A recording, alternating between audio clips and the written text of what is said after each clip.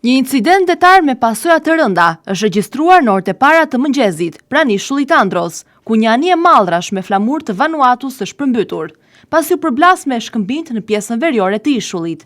Mjeti lundrues, i cili kishte nisur udhëtimin nga Shqipëria me destinacion Ukrainën, transportonte rreth 3.000 ton sod në momentin e aksidentit. Sipas të dhënave paraprake, përplasja me zonën shkëmbore shkaktoi dëmtime të konsiderueshme në strukturën e anijes.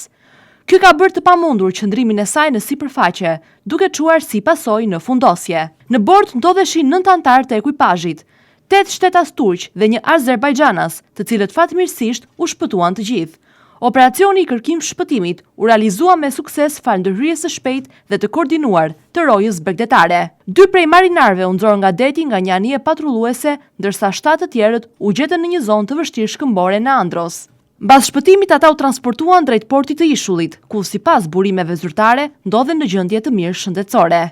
Në operacion morën pjesë disa mjete detare dhe ajrore, përfshirë 2 anije të rojës bregdetare, mjete të tjera ndihmëse, një anije pasagjerësh, 3 anije kalimtare, si dhe një helikopter i forcave ajrore. Kushtet e favorshme atmosferike gjithashtu luajtën një rol të rëndësishëm në përfundimin me sukses të ndërhyrjes. Autoritetet përkatëse kanë nisur hetimet për të zbardhur rrethanat dhe shkaqet të cilat çuan në këtë aksident detar.